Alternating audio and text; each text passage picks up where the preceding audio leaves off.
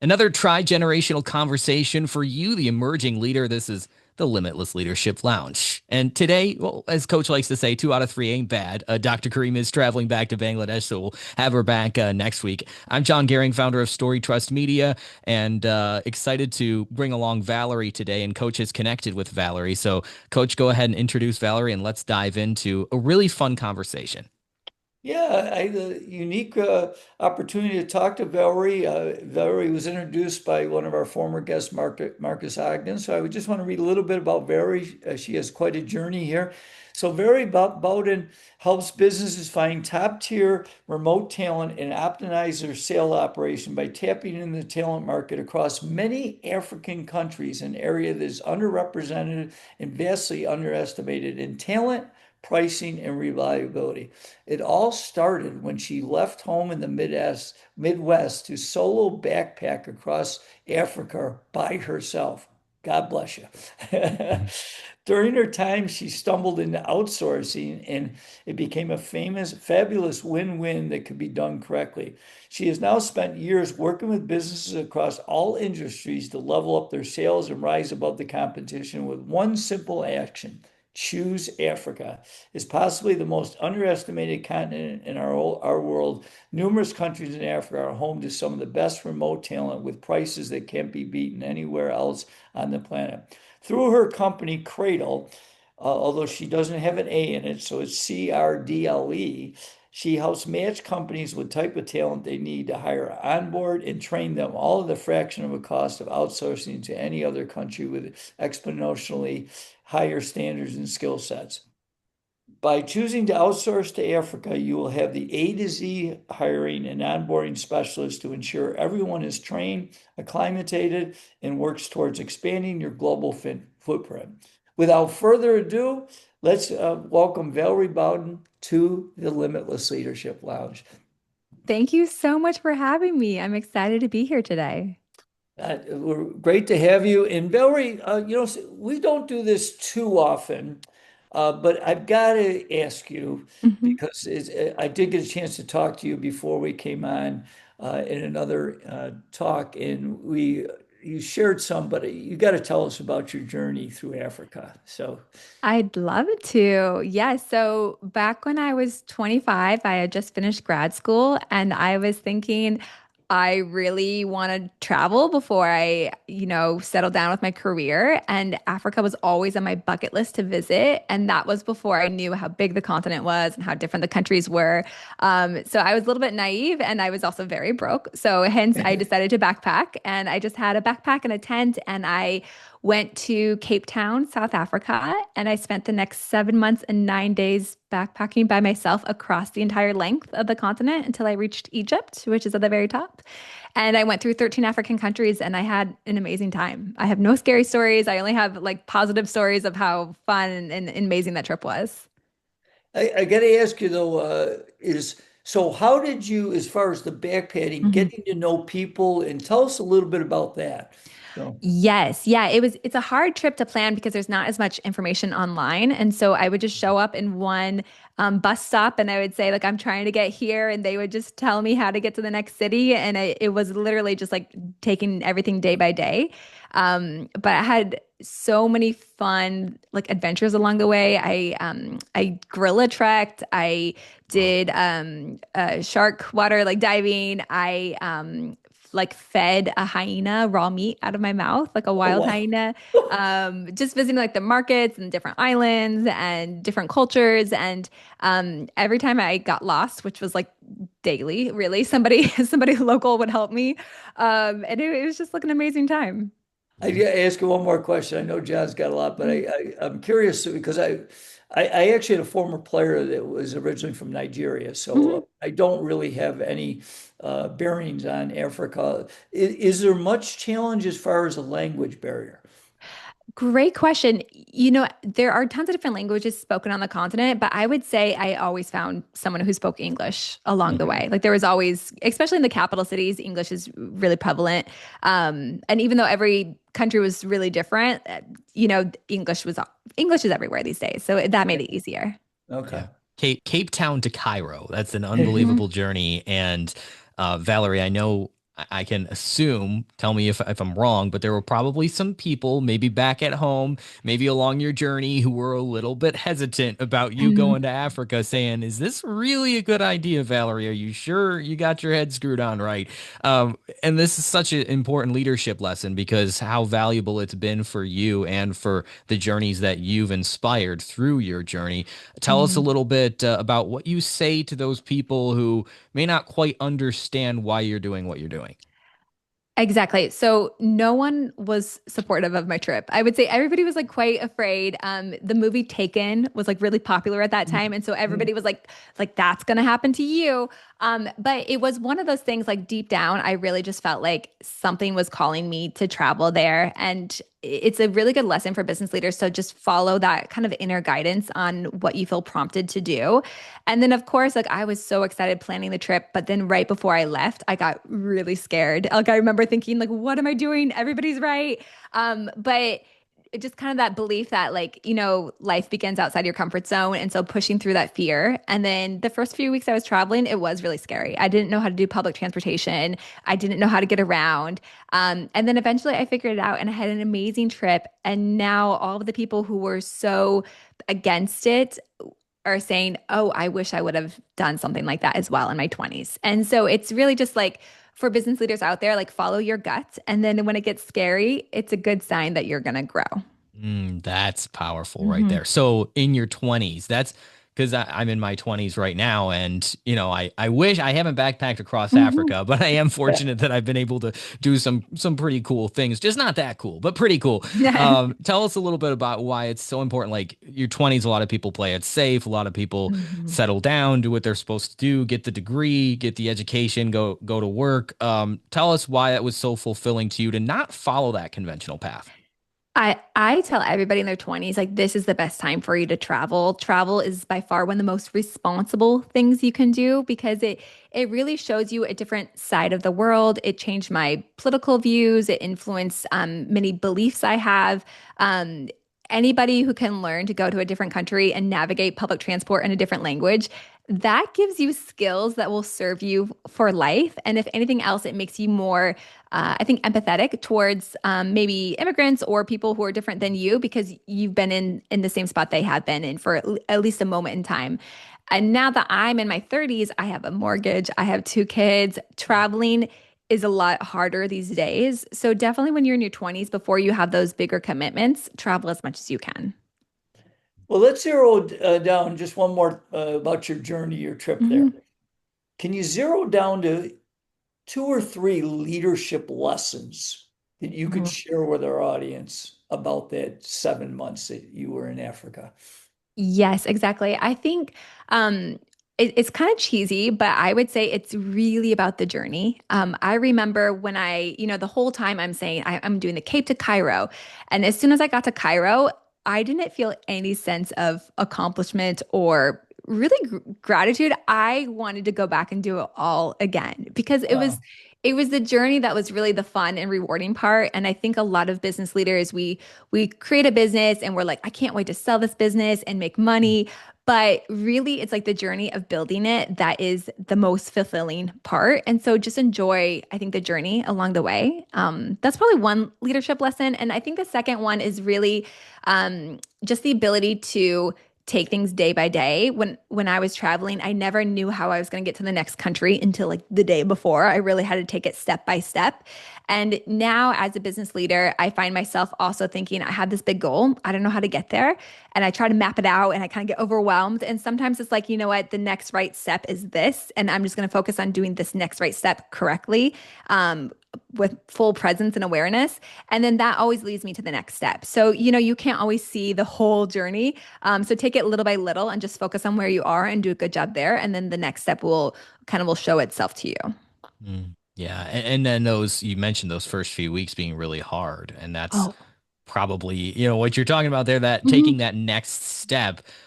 Did you know that you were in for a 7 month plus journey, and what do you do No. early on in a journey to keep your mindset focused on just the next step when you got an entire continent to traverse? No, I thought my trip would be 4 weeks long. Mm. I, because I took a one-way flight really because I was actually afraid, like if I got into a bad situation, I wanted to be able to fly out wherever I was. It was more of a practical Sure. thing. And then as I was traveling, I was meeting other travelers who were doing the Cairo to Cape Town, so same route but opposite. And they're like, "Oh no, you got to go the whole way." And I was like, "Okay." So it wasn't really until month one or two that I was like, "Oh, I'm gonna do this route." And so it was never part of the original trip at all. And one other, I think, takeaway is that that first month, I made so many mistakes. I mean, everything I had packed was wrong. I lost out on like hundreds of dollars. I'm packing all this like fancy gear that I did not need. I sold it or gave it away halfway through. I took the wrong bus. I stayed at the wrong places. I overspent money. I messed up the ATM. I mean, it was mistake after mistake, and it was expensive. But that's also how you learn. And, by month, two or three, I was a pro at backpacking and I started going to much more rural places. Like I went to Sudan, which I think they got like, at least at the pyramids in Sudan, they get one visitor like a day. Like it's very, it's like not very populated with tourists. And so I would never have been able to do that at the beginning of the trip. So I started in easier countries, learned the hard way and figured it out. And that's kind of like being an entrepreneur. Yeah, very cool. Well, you got to tell us now. So, how the transition to what you're doing now, because I know you do a lot of work with people in Africa. So, hmm Yeah. So after I finished my trip, I was like, I can't go back to a normal 9 to 5. Like, if you just spent 7 months having a wild adventure every single day, like, you can't go back to like Indiana and start and do that. So I told my parents, I'm just going to stay in Ethiopia for 6 more months because that was my favorite country. I got a job offer when I was traveling. And I was like, Mom, Dad, I promise 6 months and then I will finally come home. And then it was 8 years later that that I finally came home with a husband and a baby. But I just fell in love with Ethiopia, especially, and my background was in social work. And the more I was around nonprofits, especially the American ones that are so famous, I realized that many of them weren't doing the good that they said that they were doing on the ground. Not all of them, but many of them. And so I wanted nothing to do with the charity world anymore, and I decided to focus on job creation. And that led me to working at an outsourcing company. And it was there that I was like, wow, outsourcing is a win-win. So now for the past 6, 7 years, I've been part of the outsourcing world in Africa, and that's kind of what influenced me to start what I'm doing now. And tell us a little bit about why that's so much of a win-win. Yep. So it's a win-win because you're creating jobs in Africa for the youth, and that's ultimately how people get out of poverty. But at the same time, it's super sustainable because there are so many small and medium businesses in the US who need access to affordable talent, and they don't have the money or resources to hire someone locally to do it. And so it becomes this win-win where you're creating a great job that's well paid for someone who's in an emerging country. And at the same time, the American business is getting some much deserved support with sales, marketing, VA work. And so, same concept as hiring a VA from the Philippines, you can do the same thing out of an African country or hiring an offshore cold caller. And so, it just becomes like the sustainable win-win where everybody is thriving by partnering together. Got it. Because the idea being that the currencies are different. So in Africa, it might be a very lucrative opportunity. In the US, it still is affordable despite being lucrative over there. Yes, yeah. When I moved from Ethiopia back to the US, like all of my costs, is like 10 times more, right? Because the Mm, US is a higher cost of living. yeah, So that's the benefit. You're still paying someone like a fair, competitive rate, but it is less than like what minimum wage is in the US. And so that's why it just becomes like a positive thing on both sides. got it. but hmm I got to ask you this, Valerie, because in being an entrepreneur and bringing in people, especially from a foreign continent, hmm tell us about your methods of being able to bring, the famous Jim Collins, getting the right people on the bus. So, Yeah. how do you tell us your process of how you bring on your team members to be able to work with, people from all over the world? That's a great question. Yeah, because people, especially in this business, people are everything. Well, when I first started, it was very much like I'm connecting family, friends, neighbors, like people I knew personally to businesses in the US that I also knew personally. And then it just went so well that we expanded. So today we have over 120 team members. And so it's gotten a little bit more sophisticated where I actually now have like recruitment department. We put people through training and assessments, and we know them really, really well before we ever match them with a client. And I think the cool thing is that so many of our current team members recommend their family members to work for us. So today we have like three sisters who work together. We have three cousins who work together. We have a lot of spouses, cousins, roommates. And so even though we're 120 people, everybody knows everybody or is related to somebody else. We even did an interview once and two cousins popped up on the same interview. The client was hiring multiple people and they were like, oh, hey, it's like, that's my cousin. We didn't even know. They didn't even know. So it's very like, we're very familiar with the people we place. Yeah. And as a leader, it's so important to have that familiarity and have that Mhm. trust too. So building trust with your team and also trust with those clients. Tell us a little bit about how important it is and what you learned while in Africa about trust building. Because I can imagine that you can't just backpack across Africa and immediately trust everybody. Right. Yeah. I mean, trust is everything, especially in business. Like you have to trust. I think business owners have a lot of trust in me and in our team. And so like that's what kind of gives them the ability to trust the people that we trust. But yeah, at the end of the day, we look for people with character. Like that's what matters most. Like skill you can always build upon or train, but you have to be a person of integrity. And that's something that we really look for. And thankfully, like especially when I was traveling, there was also like this people were so kind to me as a foreigner, like as a tourist. They were just like extra kind and supportive and so grateful to see like a traveler in their country promoting kind of their country.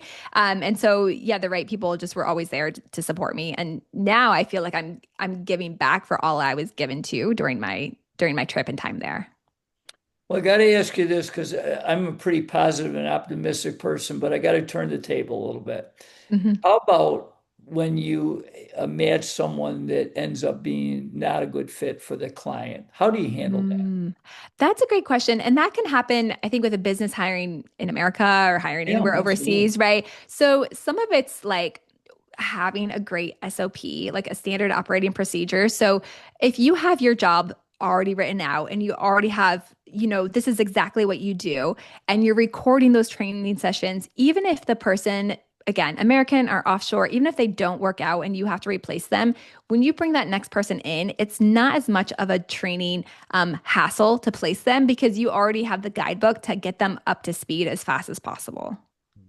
Got it. Yeah, when it comes to this remote world, because here we are, right? I mean, this was Mhm. already a thing back when your business started, but now it's just become even more of a thing. So, Mhm. has that actually been sort of a blessing in disguise, this transition from now we're more open to this remote work? Yes, I think that is definitely one of the blessings that came out of the pandemic is that the technology is there, the awareness, and just the acceptance of remote work. So many of our clients are also, they have remote workers in the US. And so I'm like, you treat your offshore team members the same as your US remote people, and they will do just as good of a job. And I think that's like, yeah, one of the best things that's come out in a post-COVID world. Very cool. Well, one of the things you see a lot as an entrepreneur as their journey continues and they start to build a business is the famous how do they scale it? And I know that's something Mm. that, with your business, you help to share your ideas on helping entrepreneurs scale their business. Yeah, I mean, that's what I love about what we do is that even when I brought on my first team member, I tripled our revenue in 3 months after I brought in Wow. one person. And it was because she had the opposite skill set as me. Mm, She could do all the things I didn't want to do. She did the admins and the ops, some of like the payroll, the things that I didn't like to do. And I got to do more of the sales and marketing, which is where I really thrive. And so we tripled our business. And so that's why I love helping clients because I know that the more team members that they have that are used correctly, like that's how they're going to scale at a way that they're still profitable because that's how, I've grown my own company to be profitable is all of my team members are remote and they're all originally from Ethiopia. And so I really try and like walk the walk as well and show my clients like what's possible for their own business too. yeah, it's definitely transformed your business life, but then Mhm. also your personal life as well. You recently said you came back to the United States with a Mhm. husband and a child. Tell Yeah. us a little bit about how that happened because that's quite the change. Yeah, yeah. I mean, I met my husband who's originally from Ethiopia when I was living there.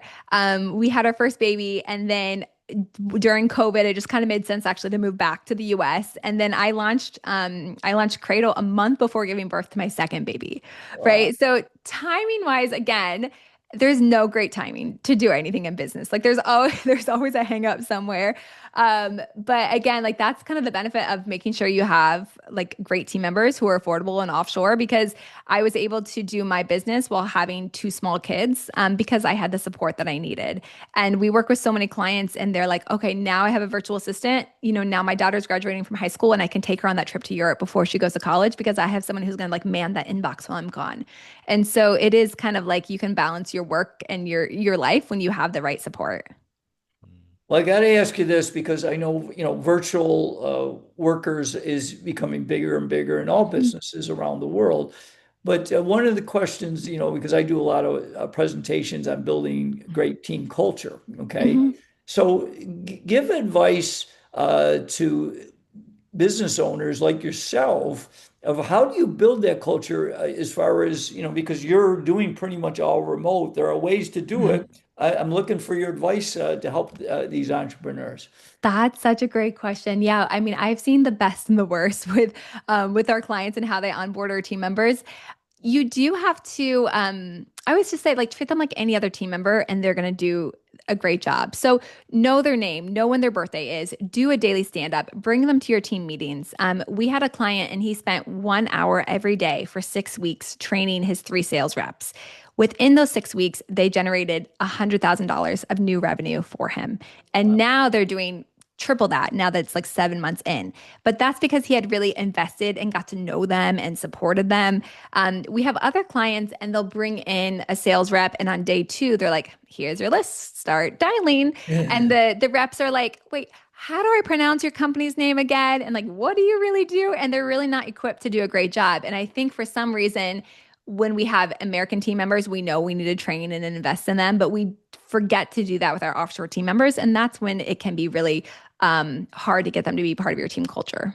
And how about you as far as personally, because you have 120 Yeah. teams, how do you build your team culture? Yeah. So I have seven internal team members, part of the Cradle team, and we do daily stand-ups together. Friday, we do like a longer brainstorming as a company. And then I also try and do one-on-ones at least every week or every other week with each of my team members. And then out of that, our account management team is meeting with those 120 every single day before they even clock in with the clients to make sure, like, are you there? Are you set up? Are you ready for a great day? Like, how can I support you? Just to make sure that everything's okay. And then we do an end of day report with them also to see, like, especially for cold callers, like, did you get your appointment scheduled? Did you do your call volume? If not, what happened? If so, what's working well that we can, help other team members do as well. So yeah, I mean, some of it's you have to invest the time. You have to meet with them daily and have that face to face time, and you can do that on Zoom. Yeah. Yeah. Yeah. And this is where I'm gonna just play the devil's advocate, right? Yeah. The pushback, which I'm sure you've heard, is like, well, remote teams, there may be concerns with monitoring productivity, all these kinds of questions that come up. You give them a task and you just let them go, but you don't really know what they're doing while they're at Yeah. home, right? But if they came back into the office and if we had a physical office, then we would get to lead so much more effectively. What do you say to those kinds of arguments? Because it certainly sounds like you have Mhm. found a way to be a very effective leader without having that in-person face-to-face interaction. Yeah. I mean, I go back to like when I was in the office and I would say like I know so many people were not effective in the office. So there's something else. Like that's not the only thing that makes people effective or not. And do you really want the kind of team members where you have to like micromanage them to the point to know if they're impactful? No, like you need a better setup if that's what you're relying on. And so some of it is like clear KPIs. Like, so let's say you're hiring a cold caller, you need to know like how many people are they supposed to call per day and how many appointments are they setting? What is their talk time? What is the pickup rate? So really having insight and transparency helps. Again, doing the daily stand-ups. And then some of it also goes to how much are you paying them, to be honest. In the outsourcing world, there's a lot of gray things that happen and there's a lot of middlemen. And so sometimes outsourcing companies, they're outsourcing to another outsourcing company. So by the time that person is actually doing the job, they're not getting very much. And so obviously their performance isn't going to be as good. So it's really important to pick a company that is working with them directly so that you know that they're getting the pay that they deserve. And also doing commissions, I think is a big thing. Like salespeople are everywhere. And like, why not pay your cold callers who are offshore like a small bonus for every lead that converts? You know, you would do that for your in-house members. So why aren't you doing it for them as well? So I think like little things like that make people more productive.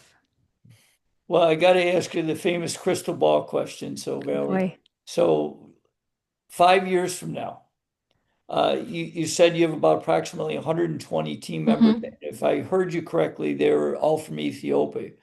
Where is it going to be? Do you envision going bigger? And do you envision using people from other countries in Africa besides Ethiopia? Yeah. Ethiopia. We do. So that's an amazing question. So we are hiring outside Ethiopia. So we do have a few others, but I would love to do more. Just because of my experience backpacking, I know that again, talent is everywhere, but opportunity is not. So we'd love to scale more outside of Ethiopia as well. And I mean, our vision is to create over 10,000 jobs in Africa. Wow. And to do a few more verticals. So we're testing launching developers as well. My husband's a developer who also used to work for an outsourcing company. So we're going to start providing developers. So there's just millions of talented professionals in Africa who don't have the opportunity for a great job. And that's what I love about outsourcing. And I love being able to support American businesses at the same time. So yeah, it really lights me up. So more people, more roles, more impact is what we're going for. Yeah, and athletes is another we talked briefly because that's Mhm. how we got in touch through Marcus Ogden, another great previous guest here on the Limitless Leadership Lounge. So athletes, another area. Some of these people you don't realize that these industries require or could benefit from outsourcing. How Mhm. shocking has that been to you as well? Oh, it's been so amazing to see who reaches out to us. Even like we have like Harvard professors who hire from us. We have tech companies, startups, well-established companies. We have like a very famous musician. We have public figures that like we're not even allowed to like release their name. So it's really cool to see who is interested in hiring overseas. Because I think some people have this misconception that the quality is not as good or the talent's not as good. And it's really your setup. And so if you look at all these famous people and successful companies doing it, you can do it right if you set it up correctly. Mm. Yeah. Well, how about tell us your strategy? How are you finding your clients, your marketing, your sales? Uh, Yeah. I'm very curious.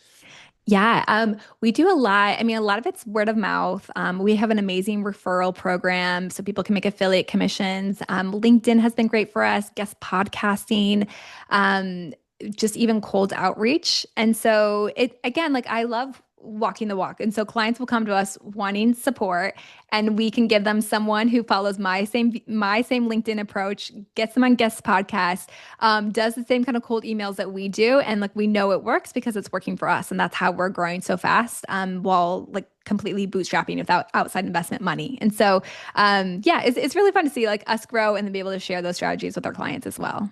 Hey, can Yeah. you tell us a success story of a client you worked with that's, maybe just hired one person and then they ended up hiring multiple and how that really enhanced their business? Yeah, I think a lot of people start with just a couple people and then they build entire teams around us. But we had, for example, like one company started with 3 reps, and now I think we're going to get up to 10 to 20 in the next couple months. And it's just because they had such great results that then they started white labeling us, and so their clients are now hiring through him to get to us. And it's just like our team members are doing a great job. And the initial cold caller he hired is now like the team manager. And so even for the Oh, client, it's like less of an overhead to get the next rep started because he's invested so much in these initial 3 that those 3 are now helping manage the new ones. very Yeah. cool. Leadership in life is it's sometimes a misconception because we look at you and like, well, you're the leader because you have this huge team that works for you and with you. Mhm. Yet so many of our audience members are still leaders in their own way, maybe leaders in their family, leaders in their community. Tell us a little bit about how your roles as a leader, because you have more than one role as a leader, right? How they Mhm. intersect and support each other. Oh yeah, definitely. Like in our, like I'm a mom, so I'm a leader in the family, leader in work, leader in community, leader on different continents. I think it all comes back to being like a person of integrity. Like if you have integrity in one area and you're going to have it in the other area. And so at the end of the day, I always say like just be a good person, no matter what that looks like. Just doing the right thing. It always comes back for you. So yeah, just do the right thing is kind of like my motto in life, and it's served me well. And just one more example of leadership, since we're talking about it, is I think sometimes we don't realize that like these offshore VAs can grow to become leaders inside our company. So we had a client who owns his own accounting firm, and he hired a virtual assistant actually through us in Uganda. And within 3 years, she became the operations manager Oh, over some of the in-house employees because she was doing such a great job. So much so that he actually gave her shares in the company. Like it's like the ultimate success story for us. But it's like, again, like a virtual assistant, they might come in at that tier one, that entry level place. But again, if you train and invest in them, they will grow within your company and they can be your next leaders of your company. It doesn't matter where they're located anymore. that's great. Well, the famous life work balance or life work integration, whatever word, I'm just really fascinated. Can you tell us some of the things you do consistently on a daily basis to balance all the things you're doing? Running a pretty good sized business, having a family with two young children. Yeah. People I know are looking up to you. So give them some of your magic of what you do to balance and how you work each day. Yeah. I am a big believer, especially with two small kids. Like I do want to balance. I have a firm rule that I'm off by 3:30 or 4 every single day. I don't work nights, I don't work weekends. Because when my kids come home from daycare, like I want to see them, right? And so when it gets to the point where I'm like, whoa, I have more work than I can get done, I just hire. Like I just hired someone to help me with my Instagram. I just hired like a new business development rep. Again, all based in Ethiopia, very affordable. But that allows me to take off at 4 p.m. as well. And I think one other thing I've done that's been magical is Friday afternoons I take off and it's just for me. So I don't work and it's before my kids get home from daycare and I have 3 or 4 hours where I am hiking or kayaking or doing something that really helps prevent me from burning out. And that has been the biggest thing for me as a leader is that I don't burn out anymore because I have that time for myself every single week. Yeah, yeah, and that's so important in leadership. We think we have to be everyone, Mhm. everything to everyone, and to be there all the time on 24/7. But the potential of burnout is so Mhm. huge there, and I'm definitely guilty of that. I'm envious of being done at 3:30 or 4, right? But that's a choice Yeah. that we make. That's not, a privilege necessarily that you have. It's a choice that you've made. But it takes a lot of courage to make that choice because of the pressures in business. Tell us where you found that courage to make that choice to prioritize your own well-being as well. I think it's because there's nothing worse than like especially as a parent, there's nothing worse than like your 2 year old coming home and saying like mom and like you're in a meeting and you can't get out. Like that kind of like broke my heart. And I was like, it doesn't matter to me if this is so successful if my kids don't see their mom every single day, right? And I think in this day and age, especially if you do work from home, you always the laundry list of things you should do is massive, right? And so you're never going to get it all done in a day. And so it's just kind of like these are my priorities, and this is what I'm going to get done every day. And I will stop at 3:30 every single day. And despite that, we continue to grow. And so it's just like putting your boundaries in, I think is really important. Yeah, that's a great point. So, very, in wrapping up, I have one final question. I know John will ask you how people can reach out, and I'm sure he has maybe one final question. But I'm curious, since we're on a podcast, I know you do a podcast. Can you tell us a little bit about yours? Yeah, we have a podcast called Choose Africa. We also have a YouTube channel, and I just love putting information out there. Again, like I'm so passionate about hiring from Africa that I always say, like, you don't have to do it through me. Like, do it. Like, if you know somebody else is doing it, do it. Like, we just want you to create great jobs on the continent and get the support you need. So yeah, for anybody who's like, I'm still not so sure. Like, even go to our YouTube channel, you'll see the podcast episode, you'll see like shorts on just like little tidbits on how do you onboard someone, how do you set up those KPIs, how do you do anything related to making your offshore team members a success. So we love sharing like free information. Yeah. So why don't you make that your next listen here after the Limitless Leadership Lounge? Well worth it. And interesting niched topic. That's so cool too. Mm. That's what we love about the Yeah. podcasting world. Yeah, There's we brought something for in everyone. a lot of our clients because I think when you think about outsourcing, you think of like huge call centers and you're like, that's not me. That's not my company. And then you listen to our clients and you're like, oh, this is a bookkeeping business, or this is a med tech company, or this is like a keynote speaker. And you can start to see how so many different industries are using offshore team members in their own way and making it work. Valerie, as we wrap up here, I'd love to take it full circle because we've talked so much about your journey and now we've talked a lot about your business, Mhm. which really comes from your journey, right? And this is why this is so important to do things like travel in your Mhm. 20s because it isn't just an experience that's one and done. For you, it's been a whole lifestyle that you've created and the impact that you've left. You also mentioned that Africa and traveling in general changed some things from somebody who grew up in the Midwest to now you have different political beliefs. Maybe you have different beliefs and different views of the world as a whole. Tell us a little bit about how that has transformed your life and why you think that's so valuable for anyone to get out of their own shell that they've been Yeah. growing up in, right? Yeah, no, and for me, the medium was travel. That's literally what got me out of the Midwest. I know other people who pursue different hobbies. I know someone who pursues like aquaponics, right? Like he's growing aquaponics like farms in his basement, right? So it doesn't have to be travel if you cannot travel, if you have kids and this is not the time, but do something that really gets you outside your comfort zone. Maybe it's even volunteering. Like it doesn't matter what it is. But you will only grow as big as like your environment is. And for me, coming from small town Indiana, I had to put myself into bigger cities in different countries to really see what was out there. And I think as an American, we don't always hear like the best about other countries around the world. You only hear the Yeah. bad things, especially when it comes to Africa or emerging markets. And so you almost really have to travel there, and then you discover all the good things along the way. So, yeah, for whoever's listening, I would say like whatever step you feel you're being led to, do it, and you won't regret it. And push through any fear that comes up along the way. Valerie Bowden over on LinkedIn. I know you can connect. You also have an Instagram. Tell us a little bit about the best ways to get in touch and to learn more about what you do. Yeah, well, for anybody who is like I own a business and I need some extra support, you can always hop on a discovery call with someone on my team. You can go to our website, cradle.com, and there's discovery book links there. But if you're like, okay, I'm not quite ready, but I would love to see more information, you can just follow me on LinkedIn. Like every day I post something that's like, this is how you hire offshore, and this is why you do it, and this is the rules that you can do it. So you can follow me on LinkedIn just to get free tips. Or again, head to our YouTube channel and you get more tips there as well. Valerie Bowden on LinkedIn, are also CRDLE. We got that down in the show notes for you, and the YouTube down there as well, so you can check out more of Valerie. And then finally, Valerie, if somebody wants any tips and tricks backpacking across Africa, doing Cape Town to Cairo or the opposite, can they also reach out to you for that?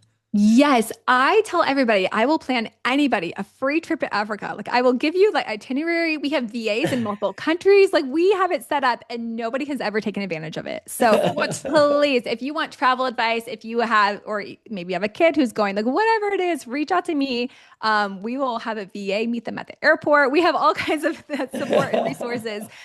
So I would love to help more people travel to Africa if possible. Now that is a bargain. Like, come on, Yeah. that is You irresistible opportunity. I'm gonna get you guys there first. We'll do a trip. You guys need to record there and we'll find a way to get you guys there. Yeah, that'd be really How cool. Well, fun actually, that one of would my be. former players, I told you, grew up or Yeah. and moved to the U.S. when he was in sixth grade. He's actually has a big job for Google, and actually he's moving back to Africa. So maybe I may take you up on that. It's your So, sign. It's it's, time. yeah, Valerie, we can't thank you enough for all the insights that you shared here on developing your business and stepping outside of your comfort zone. We look up to what you do, and we're excited to stay in touch with you. So thank you so much for your time today. Thank you guys. It was wonderful.